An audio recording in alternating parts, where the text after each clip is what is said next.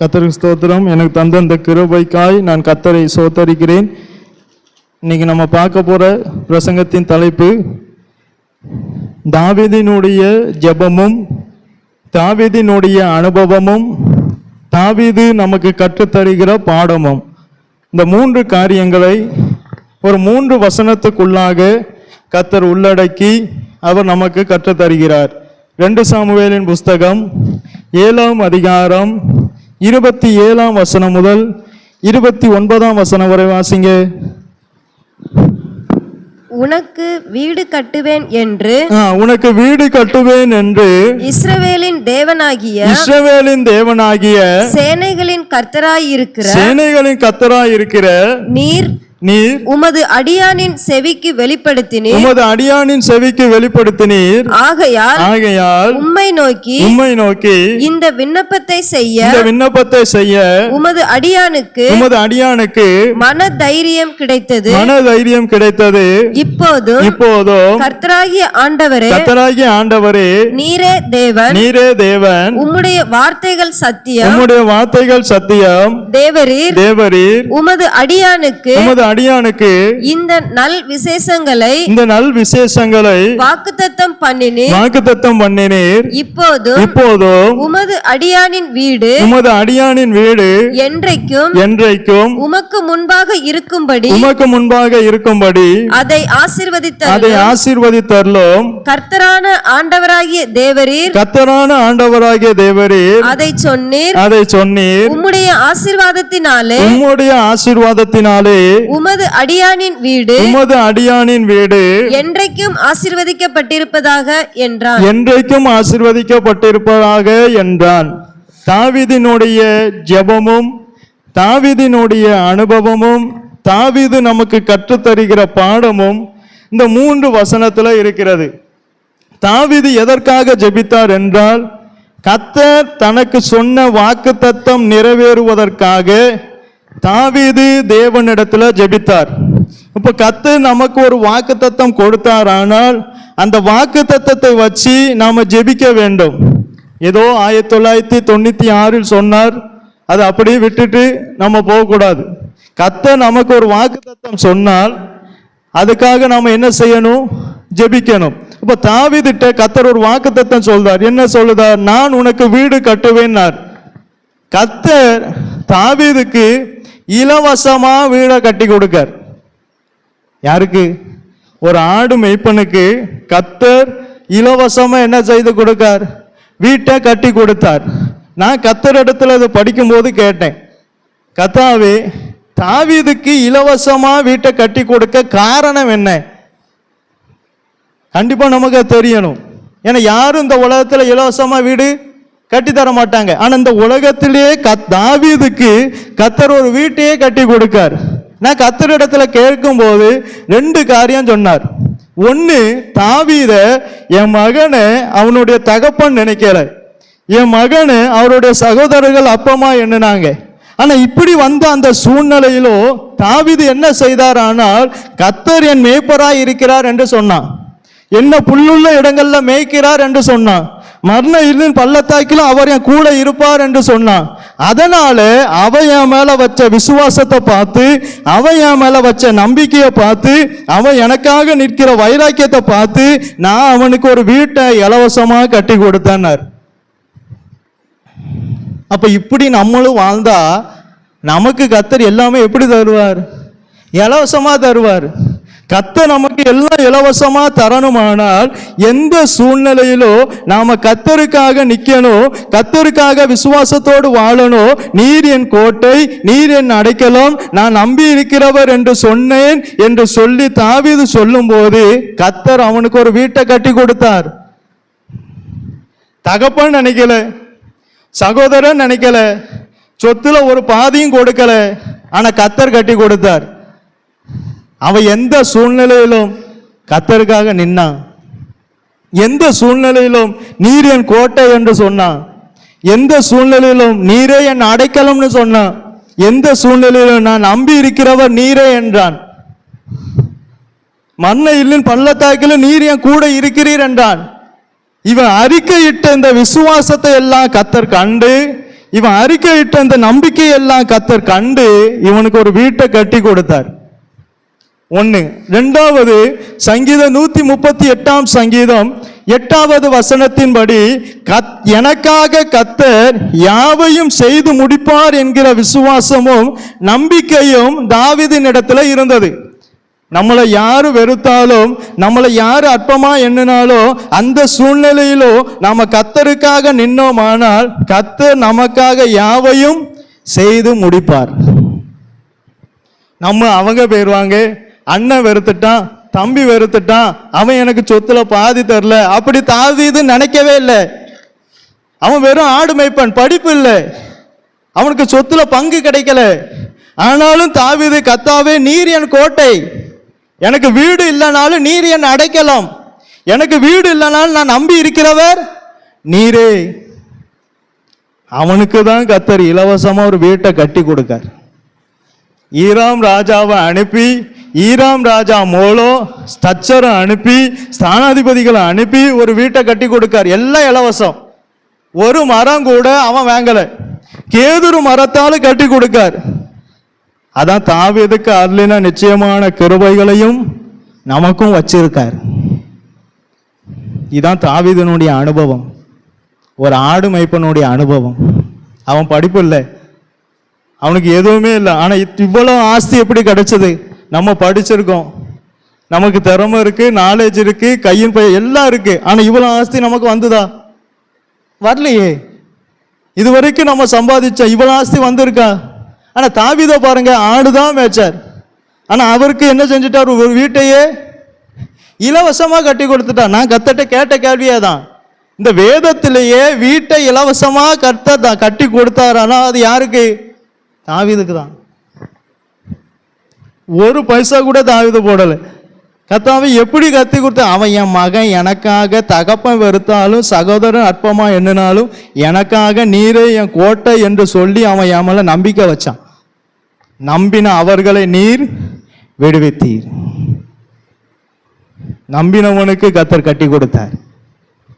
அவர் மேல விசுவாசம் வைத்தவனுக்கு கர்த்தர் இலவசமா கட்டி கொடுத்தார். அப்ப நம்ம இந்த சூழ்நிலையில நம்ம அவர் மேல நம்பிக்கை வச்சு நம்ம என்ன செய்வோம்? லோன் எங்க கிடைக்கி? போன போடு. கடன் எங்க கிடைக்கி? போன போடு. இப்படி இருக்கக்கூடாது. ஐயா, சொத்தே கிடைக்கல தாவீதுக்கு, அப்ப எப்படி வீடு வரும்? நம்ம என்ன கேட்போம்? ஃபர்ஸ்ட் சொத்து அவன் தரலன்னா நான் எங்க பாஸ்ட போய் இருப்பேன்? கேட்போமா கேட்க மாட்டோமா? நாம எங்க பாஸ்ட போய் மலைக்கு கூட எங்க போய் ஒதுங்குவேன்? கேட்போமா கேட்க மாட்டோமா? ஆனா அவன் எதையுமே எதிர்பார்க்கல பாருங்க. அவன் எதிர்பார்த்த எதிர்பார்ப்பெல்லாம் கர்த்தர் இடத்துல தான். நமக்கு தகப்பன் எதுவும் வைக்காட்டாலும், தாய் எதுவும் வைக்காட்டாலும், சகோதரர் ஒன்றும் தராட்டாலும் கூட இருக்கிறது யாரு? கர்த்தர். இந்த தேவன் நம்முடைய தேவன். ஆனா நம்ம என்ன செய்வோம்? தாவீது கர்த்தர் செயல்படுவதற்கு தன்னுடைய வாழ்க்கையில இடம் கொடுக்கான். நம்ம அதை தான் செய்ய மாட்டோம். தாவீது கர்த்தர் கிரியை செய்ய தன்னுடைய வாழ்க்கையில என்ன செஞ்சான்? இடம் கொடுத்தான். கர்த்தர் வீட்டை கட்டி தருவார்னு விசுவாசித்தான். எனக்காக கர்த்தர் யாவையும், அந்த விசுவாசம் தான் அவனுக்கு ஒரு வீட்டை கட்டி கொடுக்க கிருபை செஞ்சு. கர்த்தர் என் பிள்ளை என் மேல எந்த அளவுக்கு விசுவாசம் வைக்கான், நம்பிக்கை வைக்கான்னு பார்ப்பார். அந்த அளவுக்கு தான் கர்த்தர் உங்களுக்காக எதையும் செய்து தருவார். நம்ம கர்த்தர் மேல வைக்கிற விசுவாசத்தையும் நம்பிக்கையும் பொறுத்து தான் அவர் நமக்கு என்ன செய்வார்? நம்மளை ஆசீர்வதிப்பார். புரியுதா? அப்ப தாவீதினுடைய அனுபவம் என்ன? இதுதான் தாவீதினுடைய அனுபவம். ஒரு ஆடு மேய்ப்பனுக்கு கர்த்தர் என்ன செஞ்சார்? ஒரு வீட்டையே கட்டி கொடுத்தார். ஆனால் நமக்கு செய்ய மாட்டாரா? இந்த தேவன் சதா காலம் நம்முடைய தேவன் தானே, நம்முடைய தேவன் தானே. அப்ப இந்த தேவன் நமக்கு செய்ய மாட்டாரா? செய்வார். நமக்கு என்ன இல்லை? கடுகளவு கூட நமக்கு விசுவாசம் இல்லை. ஏன்னா கடுகளவு விசுவாசம் இருந்தாலே மழை என்ன செய்யும்? பெய்ந்து போகும். நம்முடைய வீட்டில் விசுவாசத்துக்கு கண்டிப்பா இடம் இருக்கணும். விசுவாசத்துக்கு இடம் இல்லாம மூளை அறிவுக்கு இடம் இருந்துட்டாலே அங்க அவருடைய ஆசீர்வாதத்தை பார்க்கவே முடியாது. இங்க தாவீதினுடைய வீடு அப்படி கட்டி கொடுத்துட்டு தாவீது என்ன சொன்னார்னு பாருங்க, நீங்க வாசிங்களேன். 29ஆம் வசனத்தை வாசிங்க. அவர் என்ன சொன்னான்னு பாருங்களேன். இப்போதும் உமது அடியானின் வீடு. நம்ம என்ன சொல்லுவோம்? அவரோட குவாலிஃபிகேஷனை பாருங்களேன். அவ்வளோ பெரிய கேதுரு மரத்தால வீட்டை கட்டி கொடுத்துட்டு, கர்த்தாவே இப்போதும் உமது அடியானின் வீடு. தாவீதை நீங்க படிக்கும்போது எல்லாத்துக்கும் உமது உம்மாலே, உமது உம்மாலே அதை தான் மென்ஷன் பண்ணுவார். ஏன்னா அவர் எப்பொழுதும் கர்த்தரை தனக்கு முன்பாக நிறுத்தி, அதனால்தான் உமது அடியானின் வீடு, உம்மாலே சேனைக்குள் பாய்வேன், உம்மாலே மதிலை தாண்டுவேன், அவராலன்னு எப்போ நம்ம வருதோமோ அப்பந்தான் நமக்கு கர்த்தர் எல்லாம் இலவசமா தரார். இல்லை என்னாலன்னு எப்போ வச்சிட்டோமோ எல்லாம் ஜாலி முடிஞ்சிடும். ஆனா தாவீது அவராலன்னு சொல்ல போய் தான் அவனுக்கு ஆசீர்வாதம் கூடிக்கிட்டே போச்சு. என்னால என் வீடு, அவன் சொல்ற பாருங்க, உம்மது அடியானின் வீடு, நீங்க உங்க அடியானுக்கு தந்த வீடு, இது என்னுடைய வீடு அல்ல. நீங்க உமது அடியானுக்கு தந்த வீட்டில் உங்க ஆசீர்வாதம் இருக்கணும். எவ்வளவு பெரிய வாஞ்ச! ஒரு ஆடு மேய்ப்பன பாருங்க, அவனுக்கு என்ன நாலேஜ் இருக்கும், ஆனா இவ்வளவு ஞானமா சொல்றார் பாருங்க.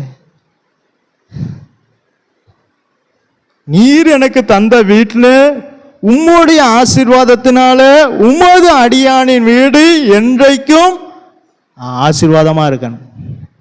அப்ப நம்முடைய வீட்டில், தேவன் நமக்கு தந்த வீட்டில் அவருடைய ஆசீர்வாதத்தினால அவர் நமக்கு தந்த வீடு என்ன செய்யப்படணும்?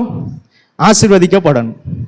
நீங்க அப்படி ஆசீர்வதிக்கப்படணும்னால் அதற்கு என்ன செய்யணும்? வாசிங்க, லூக்கா எழுதின சுவிசேஷம் 10ஆம் அதிகாரம் 5ஆம் வசனமும் 6ஆம் வசனமும் வாசிங்க. ஒரு வீட்டில் பிரவேசிக்கிற போது இந்த வீட்டுக்கு சமாதானம்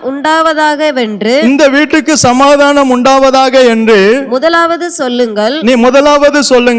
சமாதான பாத்திரன் அங்கே இருந்தால், சமாதானத்துக்கு பாத்திரன் அங்கே இருந்தால் நீங்கள் கூறின சமாதானம் அவனிடத்தில் தங்கும். நல்ல கவனிங்க. இப்போ ஒரு ஊழியக்காரர் போய் ஒரு வீட்டில் இருந்து சமாதானம் என்று சொல்லும் போது சமாதானம் வராது, ஆசீர்வதியும் என்று சொல்லும் போது ஆசீர்வாதம் வராது. அங்கே சமாதானத்துக்கு உரிய பாத்திரவான் அங்கே இருக்கணும், ஆசீர்வாதத்துக்குரிய பாத்திரவான் அங்கே இருக்கணும். அங்கதான் ஆசீர்வாதம் வரும், இல்லைன்னா வராது. நான் சொல்லலை, வேதம் சொல்லுது. சமாதானத்துக்குரிய பாத்திரன் அங்கே இருந்தான், ஆனால் நீங்க கூறின சமாதானம் அவன் மேல தங்கும். இல்லையானால் அது உங்களிடத்துக்கு திரும்ப வந்துடும். ஆசீர்வாதத்துக்கு பாத்திரவான் அங்க இருந்தான், ஆனால் நம்ம கூறின ஆசீர்வாதம் அங்க தங்கும். இல்லையானால் அது நமக்கு திரும்பி வந்துடும். ஆசீர்வாதம் என்பது ஊழியக்காரர் சொல்லி ஆசீர்வதியும் என்று சொல்லுவதில் அல்ல, அந்த ஆசீர்வதியும் என்று சொல்லுகிற வார்த்தைக்கு பாத்திரம் இங்க இருந்தாதான் அந்த ஆசீர்வாதம் இங்க வந்து தங்கும். அதற்குரிய பாத்திரம் இல்லாம என்ன ஆசீர்வாதியம் சொன்னால் என்ன வராது, என்ன சமாதானம் என்று சொன்னால் என்ன வராது, சமாதானம் வராது. ஏன்னா சமாதானத்துக்கு பாத்திரம் அங்கே இருந்தால் மட்டும்தான் வரும். அதனால்தான் தாவீது கேட்கார், கர்த்தாவே உம்முடைய வீடு உம்முடைய ஆசீர்வாதத்தினால என்ன செய்யப்படணும்? இப்படி ஜெபம் பண்ண, நம்மெல்லாம் இப்படி ஜெபம் பண்ணிட்டு ஆனா ஒன்றும் செய்ய மாட்டோம். இதான் நம்ம, அதான் தாவீது. அதான் தாவீதுக்கும் நமக்கு உள்ள வித்தியாசம். அதான் தாவீது நமக்கு கற்றுத்தருகிற பாடம். நம்ம என்ன செய்வோம்? ஆசீர்வாதம்னு ஜெபம் பண்ணுவோம், ஆனா அதற்கு என்ன செய்வோம்? ஒன்றும் செய்ய மாட்டோம். இதான் உண்மை. ஏற்றுக்கொள்றவங்க ஏற்றுக்கொள். ஆனா தாவீதை பாருங்க, கர்த்தாவே நீர் என்னை ஆசீர்வதியும் என்று சொல்லிட்டு அதற்கேற்றால் போல தன்னை மாத்துதார். தேவனிடத்துல ஒன்றை நாம் எதிர்பார்க்கும் போது அந்த ஆசீர்வாதத்துக்கு ஏற்றால் போல நம்மளை மாத்தினாதான் அந்த ஆசீர்வாதம் நம்ம மேல வந்து தங்கும். இதெல்லாம் ஆவிக்குரிய தண்ணீர், தெளிவா எடுத்து தாரேன். அப்ப இவர் என்ன செஞ்சார்? நம்ம வீடு ஆசீர்வதிக்கப்படணும்னு நினைப்பது தவறே இல்லை, ரொம்ப நல்லது. ஆனால் அந்த ஆசீர்வாதத்துக்கு பாத்திரமானாய் நம்ம மாறாமல் இருப்பது தான் தவறு. இயேசு என் வீட்டை ஆசீர்வதிக்கணும் பாஸ்டர், அது ரொம்ப நல்லது, அந்த வாஞ்சை கண்டிப்பா இருக்கணும். ஆனா அதற்குரிய பாத்திரமும் நம்ம செய்யணும். அதை தான் தாவீது செஞ்சார். தாவீது வெறும் ஜெபிச்சுட்டு விடலை. கர்த்தாவே உம்முடைய ஆசீர்வாதத்தினால் உமது அடியானின் வீடு என்றைக்கும் ஆசீர்வதிக்கப்படணுமே என்று அவன் ஜெபிக்க மட்டும் செய்யவில்லை, அதற்காக தன்னை மாற்றினான், அதற்காக தன்னை அர்ப்பணித்தான்.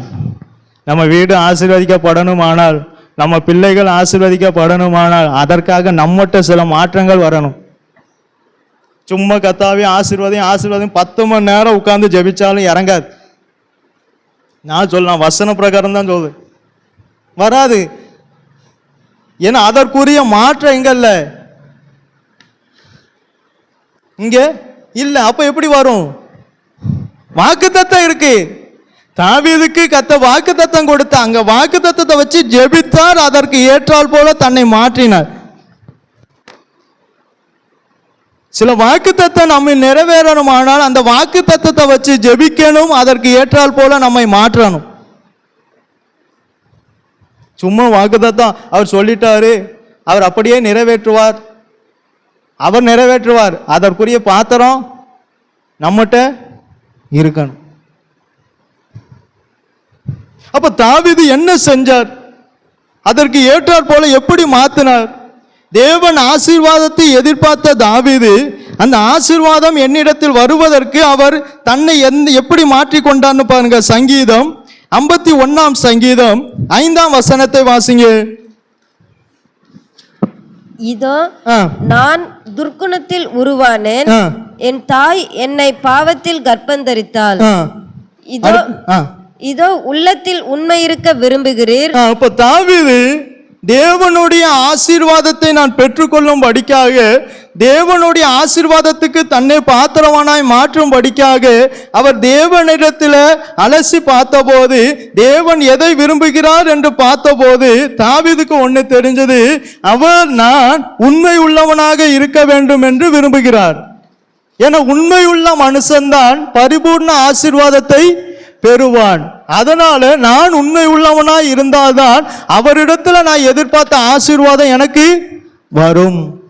ஏன்னா அவருக்கு பிரியமானது என்னது? நீதிமொழிகள் 12 அதிகாரம் 22 வசனத்தை வாசிங்க. பொய் உதடுகள் கர்த்தருக்கு அருவருப்பானது, உண்மையாய் நடக்கிறவர்களோ அவருக்கு பிரியம். இதை தாவீது பார்த்தார். கர்த்தருக்கு எது பிரியமானது என்பதை கண்டு அதற்கு ஏற்றால் போல தன்னை மாற்றினார். அவனுக்கு தான் ஆசீர்வாதம். யாருக்கு ஆசீர்வாதம் வரும் என்றால், ஆசீர்வாதத்துக்காக ஜெபிக்கிறவர்களுக்கு அல்ல ஆசீர்வாதம் வருவது. அந்த ஆசீர்வாதத்துக்கு ஏற்றால் போல தன்னை யாரு மாற்றுகிறார்களோ அவர்களுக்கு தான் ஆசீர்வாதம் வரும். ஒரு ஊழியக்காரன் ஆசீர்வதியும் என்று சொல்லுவதனால அல்ல. எனக்கு அநேகர் அதான் எதிர்பார்க்காங்க. அந்த ஊழியக்காரன் ஆசீர்வாதம் சொல்லிட்டா நாங்கள் என்ன செய்வோம்? அதில் இல்லை. இதெல்லாம் நம்ம ராங் திங்க், இதெல்லாம் நம்முடைய அபிப்பிராயம். நீங்க சொன்னாலும் சொல்லட்டும், ஊழியக்காரன் என்னதான் சொல்லி ஆகணும்? ஆசீர்வாதம் தான் அவர் சொல்லுவார். ஆனா அந்த ஆசீர்வாதத்துக்குரிய பாத்திரமான நம்ம இருந்தோமானா, அவர் சொன்னாலும் சொல்லலனாலும் ஆசீர்வாதம் நம்ம மேல வந்து தங்கும். தங்குமா? தங்கும். இப்ப தாவீது உண்மை உள்ளவனாய் இருந்தான் என்பதற்கு சாட்சி யாரு? 1 ராஜாக்கள் 3 அதிகாரம் 6 வசனத்தை வாசிங்க.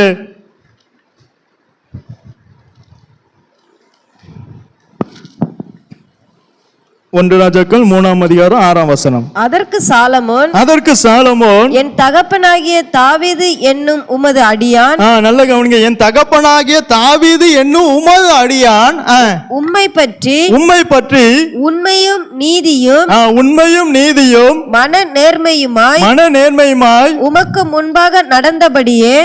அப்ப பிள்ளை தாவீதை பார்த்துட்டே வருது. உங்க பிள்ளைகள் உங்களை கவனிச்சுக்கிட்டே வரும். உங்க பிள்ளைகள் முக்காவாசி வளர்றது பெற்றோரை பார்த்து தான் வளரும். ஸ்கூல்ல கற்றுக் கொடுக்கிற பாடத்தை கேட்டு வளர்றதை விட உங்களை பார்த்து தான் வளரும். நம்ம பிள்ளைகள்கிட்ட நமக்கு நல்ல சாட்சி இருக்கா? சாலமோன் இடத்துல தாவீதுக்கு நல்ல சாட்சி இருந்தது. என் தகப்பன் உங்களுக்கு முன்பாக உண்மையும் நீதியும் மன உத்தமமாய் நடந்தார், அதற்கு நான் சாட்சிங்கார். முதலாவது நம்ம பிள்ளைகள்கிட்ட நம்ம சாட்சி வாங்கணும். பிள்ளைகளுக்கு முன்பாக நம்ம நடக்கிற நடக்கையை பொறுத்து தான் பிள்ளைகள் நடக்கும். நீங்க சங்கீதம் 78ஆம் சங்கீதம் 72ஆம் வசனத்தை வாசிங்க.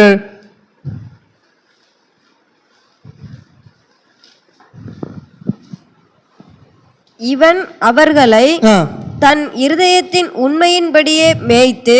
அவன் தன்னுடைய பிள்ளைகளை எப்படி மேய்க்கான்? அவன் எப்படி இருக்கிறானோ அதற்கு ஏற்றால் போலவே மேய்க்கான். இதே போலதான் நம்மளும் மேய்க்கணும். நம்ம ஜபம் பண்ணாம ஜபம் பண்ணுன்னா அவன் என்ன செய்வான்? எப்பா நீ ஜபம் பண்ணுமா. நம்ம வேதம் வாசிக்காம ஜபம் பண்ணு, வேதம் வாசின்னா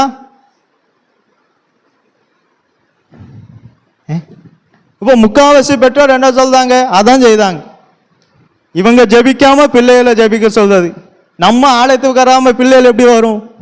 ஐயா, நம்ம முதலாவது நம்ம பிள்ளைகளுக்கு சாட்சியா இருக்கணும். இந்த தாவீது தன் பிள்ளைக்கு முன்பாக எப்படி இருந்தான்?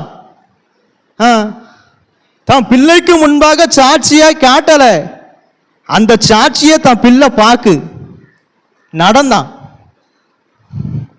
அதான் சொல்றார், நான் என் தகப்பன் உமக்கு முன்பாக உண்மையும் நீதியும் மன நேர்மையுமாய் நடந்தார். அவருக்கு முன்பாக நடந்ததை சாலமோன் பார்த்தார். நம்ம பிள்ளைகள் ஜெபம் பண்ணணும். நம்ம அவங்க பார்வைக்கு என்ன செய்யக்கூடாது? நம்ம பிள்ளைகள் வேதம் வாசிக்கணும், அவங்க பார்க்கும்போது வேதம் செய்யக்கூடாது. நம்ம அதை ரெகுலரா செய்யணும். அதை பிள்ளைகள் பார்த்து அதை செய்யும். அதுதான் தாவீதினுடைய அனுபவம். ஒரு ஆடு மேய்ப்பன் அவங்கிட்ட எவ்வளவு பைத்தியமானவைகளை எதற்காக உண்டாக்குனார்? ஞானம் உள்ளவைகளை பைத்தியமா எண்ணுனாங்க. இப்போ எவனை நம்ம இன்னும் பேசிட்டு இருக்கோம். எவ்வளோ ஞானம் உள்ளவனா இருந்திருக்கான். இந்த உலகத்தில் நம்ம பைத்தியமா இருந்தாலும் தேவனால எவனையும் மேன்மைப்படுத்தவும் அவரால் ஆகும். ஆடு மேய்ப்பனுங்க எவ்வளவு வாழ்க்கையில் ஒரு பாடத்தை கற்றுத்தாரான்னு பாருங்க. தன் பிள்ளைக்கு எவ்வளவு மாதிரியை வச்சுட்டு போயிருக்கான்னு பாருங்க. பிள்ளை சொல்லுது, என் தகப்பன் உங்களுக்கு முன்பாக நடந்தார். இந்த சர்டிபிகேட் நம்ம பிள்ளைகள் சொல்லணும். அவர் பிள்ளை பார்க்கும்படியா நடக்கல, கர்த்தருக்கு முன்பாக நடந்தார். அதை பிள்ளை கவனிச்சது. உங்க பிள்ளைகள் உங்களை ரொம்ப கவனிக்கும். நம்ம அம்மா எப்படி இருக்காங்க, நம்ம அப்பா எப்படி இருக்காங்க, வேதம் வாசிக்காங்களா, ஜெபம் வந்தாங்களான்னு அவங்க கவனிப்பாங்க. இப்போல்லாம் சின்ன பிள்ளைகிட்ட என்ன செய்ய முடியல, பேசவே முடியல. அந்த அளவுக்கு நாலேஜ் வந்துட்டு அப்படி கவனிப்பாங்க. பிள்ளைகளுக்கு முன்பு மாதிரியா இருங்கள். தாவீது அதை செஞ்சார். நம்மளே எங்கேயும் போகாம நம்மளே இப்படி இருந்தா நம்ம பிள்ளைகள் எப்படி இருக்கும்? அப்படிதாங்க இருக்கும். அவனை போய் நம்ம அடிக்கிறதுலையோ அவனை போய் திட்டுறதுலையோ அவன் மாறிட மாட்டான். நம்ம மாறினாலே அவன் மாறிடுவான். ஒரு ஊழியக்காரர் தன் மகனிடத்துல சொன்னாராம், தன் மகனை அடிக்கும் போது அந்த ஊழியக்காரருக்கு கற்றுக் கொடுத்தாராம், நீ உன் பையனை அடிக்க வேண்டாம், நீ ஒழுங்கா மாறிட்டாலே அவன் ஆட்டோமேட்டிக்கா. அன்னையிலேருந்து அவர் அடிக்கலையா, அவர் ஜீவியத்தை மாத்திட்டே வந்தாராம். அவன் நடக்கே மாத்திக்கிட்டே வந்தாராம், அவன் மாறிட்டார். நம்ம அடிக்கிற அடியில் அவன் என்ன செய்ய மாட்டான், நம்ம திட்டுற திட்டுலையும் நம்ம மாறினா அவனும் மாறுவான். நம்ம இப்படி இருந்தா அவனும். ஏதோ சொல்லுவாங்களே, தாயை போலதான் பிள்ளை நூலை போலதான். நம்ம தாங்க கிரமங்களை கொண்டு வரணும். உங்க வீடு ஆசீர்வதிக்கப்படணுமானா இதை செஞ்சு பாருங்க. ஆசீர்வாதத்துக்காக ஜெபம் பண்ணுங்க, நல்லது. ஆனா ஜெபித்த ஜெபத்துக்கு ஏற்றால் போல மாறுங்க, அது அதை விட நல்லது. அதுதான் ஆசீர்வாதத்தை தங்க பண்ணும்.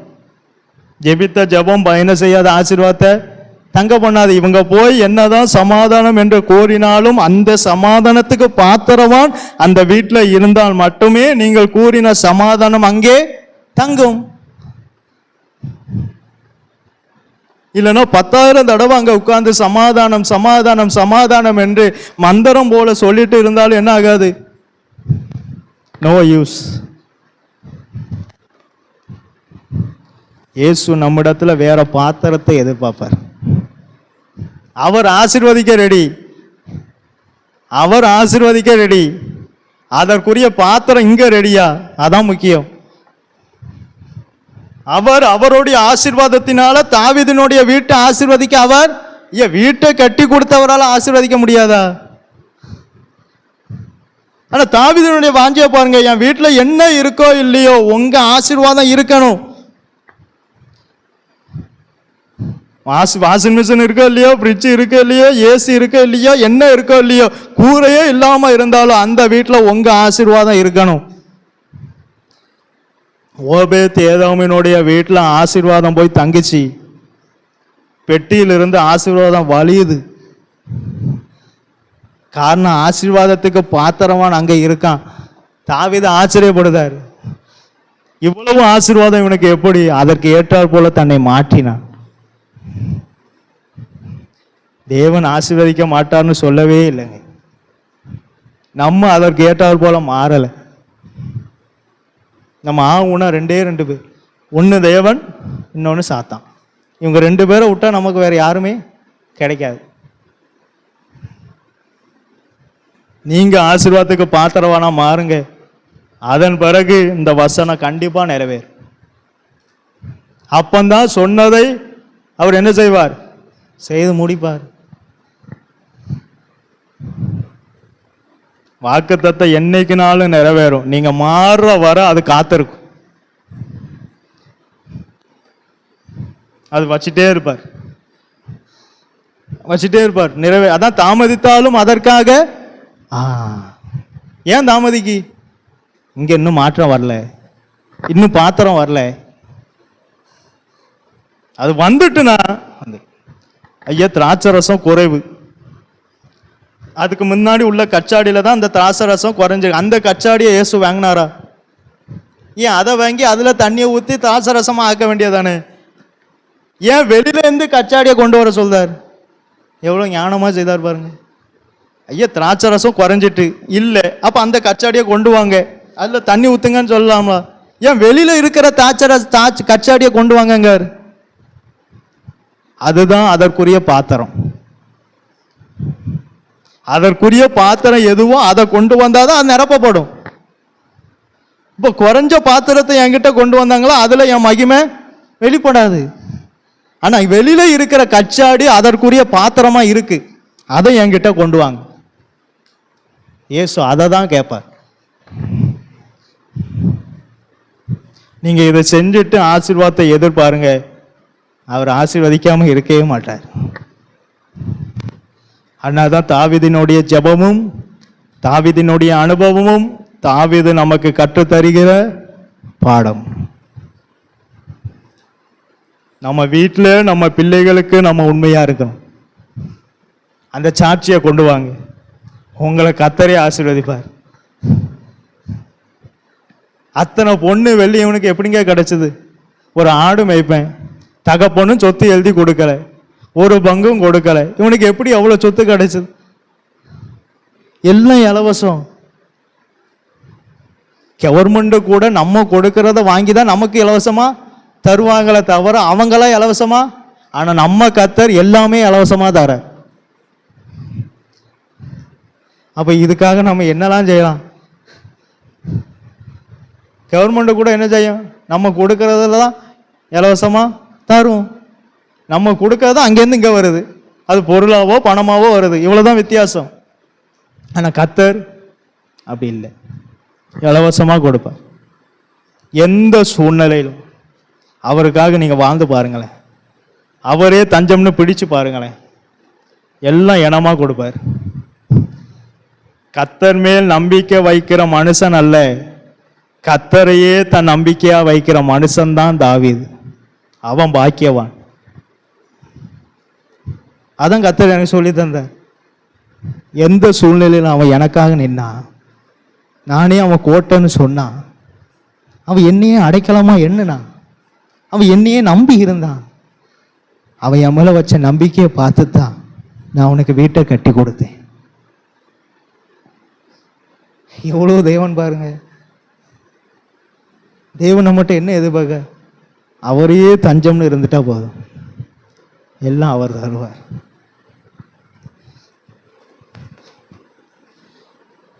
இதான் தாவீதினுடைய அனுபவம், தாவீதினுடைய ஜெபம், தாவீது நமக்கு கற்றுத்தருகிற பாடம். இரண்டாவது, தாவீது என்ன செஞ்சார்?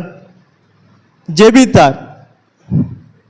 அவருடைய ஆசீர்வாதத்தினால் தன்னுடைய வீடு ஆசீர்வதிக்கப்பட வேண்டும் என்பதற்காக முதலாவது உண்மை உள்ளவனாக மாறினார், இரண்டாவது ஜெபிக்கிறவனாக மாறினார். ஜெபம் என்பது ஒரு சாவி. இந்த சாவியை அந்தந்த குடும்பத்து கையில அவரவர் கையில கொடுத்திருக்கார். எதுக்கு தந்தார் என்னால், அந்தந்த குடும்பத்துக்கு வேண்டிய ஆசீர்வாதம், அந்தந்த குடும்பத்துக்கு வேண்டிய வாக்கு தத்துவம் அவங்க கையிலேயே கொடுக்கப்பட்டிருக்கு. அந்தந்த சாவியை அவங்க பயன்படுத்தணும்.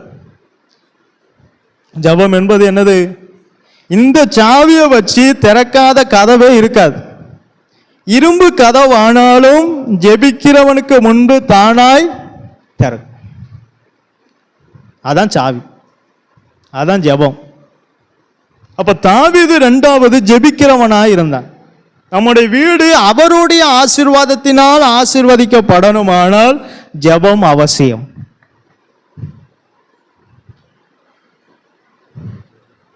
அந்தி சந்தி மத்தியான வேளையிலே தாவீது என்ன செய்தார்? கர்த்தரை நோக்கி முறையிட்டார், ஜெபித்தார். அந்த வீட்டில் ஆசீர்வாதம் தங்குச்சு. நம்மளை மாற்ற மாற்ற மாற்ற ஆசீர்வாதம் நமக்கு என்ன செய்யும்? சாவி நம்ம கையில தான் இருக்கு. நமக்குரிய ஆசீர்வாதம் திறக்கக்கூடிய சாவி எங்க தான் இருக்கு? நம்ம கையில தான் வச்சுட்டு. நம்ம கையிலேயே வெண்ணெயை வச்சுட்டு ஊரெல்லாம் என்ன செய்வாங்க? கையிலேயே என்ன இருக்கு? சாவி இருக்கு. ஆசீர்வாதத்துக்கான சாவி நம்ம கையிலே தந்திருக்க. நம்ம குடும்பத்துக்கு வேண்டிய ஆசீர்வாதம் சாவி நம்ம கையில தான் இருக்கு. பேதுரு வெளியே வருவதற்கு வேண்டிய சாவி அந்த சபையர் கையில தான் இருக்கு. சபையா ஜெபிச்சாங்க. பேதுருக்கு முன்பாக இரும்பு கதவும், இரும்பு கதவு என்னைக்கு தானா திறக்கு? ஆனா ஜெபிக்கிறவனுக்கு முன்பு திறக்கும். ஜெபிக்கிறவனுக்காக கர்த்தர் எந்த வாசலையும் திறப்பார். இல்லை நான் வீட்டில் இருந்தே ஜெபிச்சுக்கிடுதேன். நான் ஒரு வீடு சந்திக்கும் போகும்போது என்கிட்ட ஒருத்தங்க சொன்னாங்க. எனக்கு அவங்களுக்கு என்ன சொல்லன்னு தெரியாமல் நான் நின்றுட்டு இருந்தேன். உடனே கர்த்தர் இந்த வெளிப்பாடை தந்தார். அண்ணாள் யாரு? ஜெபிக்கிறவ தான். அண்ணாள் யாரு? அப்போ வீட்டிலேருந்தே ஜெபிக்க வேண்டியதானே. அண்ணாள் யாரு? அண்ணாள் நம்மளை விட நல்ல இருதயத்தை ஊற்றி ஏன் வீட்டிலேருந்தே ஜெபிக்க வேண்டியதானே? ஏன் ஆலயத்துக்கு வரணும்? ஏன் அவ்வளோ தூரம் நடந்து வரணும்? யோசிங்க. அப்போ வீட்டிலேருந்தே ஜெபிச்சிருப்பால, ஏன் திறக்கலை கர்த்தர்? எனக்கு அங்கே வச்சு அதான் சொல்லி தந்தார். உடனே அந்த அக்காட்ட சொன்னேன், ஏக்க அண்ணாள் ஜெபிக்கிறவ தான், ஆனால் அவள் எங்கே வந்தா? ஆலயத்துக்கு வந்தா. ஏன்னா அங்கே தான் மகிமை இருக்கு, அங்கே தான் திறக்க பல கனிகள் இருக்கு. அங்கதான் பல கனிகளை திறந்து இடம் கொள்ளாமல் அங்கதான் ஆசீர்வாதம் வரும். அந்த அக்காவுக்கு இங்க வச்சுதான் திறந்தார் கதவை. அந்த அக்கா வீட்டுல இருந்து ஜெபிக்கங்க. எனக்கு அன்னைக்கு தான் அதை எனக்கு கத்து தந்த. உங்களுக்கு பேச வேண்டியது இன்னதென்று அந்த நேரத்திலே உங்களுக்கு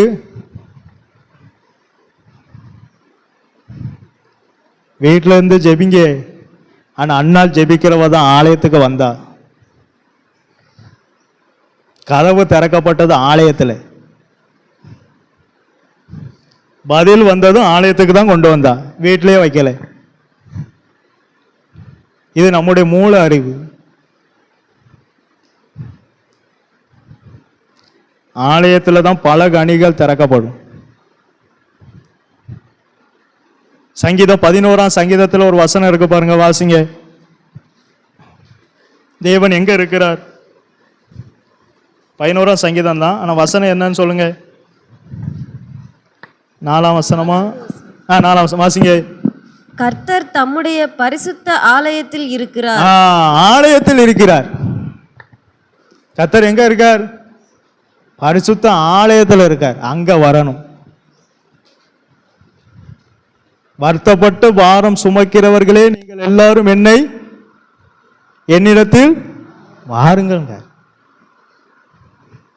இல்ல நான் இங்கே இருந்தே ஜெபிப்பேன். அப்போ எதுக்கு ஆலயத்தை கர்த்தர் அன்னைக்கு உண்டாக்குனார்? ஆசரிப்பு கூடாரம் அது வேண்டாமே. வீட்டில இருந்தே ஜெபிக்கிறதா இருந்தா இயேசுவே ஆசரிப்பு கூடாரத்தை உண்டாக்கவே தேவையில்லையே. அங்க இருந்தே தூபம் ஏறிடுமே. ஆனா அண்ணாள் ஆசரிப்பு கூடாரத்துக்கு வந்தாள், சீலோவாமுக்கு வந்தாள். ஏன்னா அங்க மகிமை இருந்தது. உங்கள் குறைவை எல்லாம் கிறிஸ்து இயேசு மகிமையிலே, அந்த மகிமை இங்கதான் இருக்கு. குறைவெல்லாம் நிறைவாற்றக்கூடிய மகிமை எங்க இருக்கு? தேவனுடைய ஆலயத்துல. அங்க வரணும். அங்க வந்து உங்க இருதயத்தை ஊற்றி ஜெபிங்க. யாரும் திறக்காங்களோ இல்லையா, அவர் என்ன செய்வார்? கண்டிப்பா தருவார். எவ்வளவு பெரிய ஜப வீரரா இருந்தாலும் ஆலயத்துக்கு வராம பிரோஜனம் இல்லை. அண்ணா நம்மளை விட ஜெபிக்கிறவர். நானே அதுக்கப்புறம் தான் யோசித்தேன். அப்போ ஆலயத்துக்கு அவ்வளோ மகிமை இருக்கு. ஆலயத்துக்கு என்ன இருக்கு? அவ்வளோ மகிமை இருக்கு. சரி ஜெபிப்போம். நல்ல பிதாவே, உம்மை துதிக்கிறோம் கர்த்தாவே.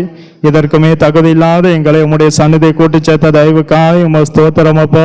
நீர் என கொடுத்த வார்த்தையை நான் அவர்களுக்கு அப்படியே கொடுத்தேன் கர்த்தாவே.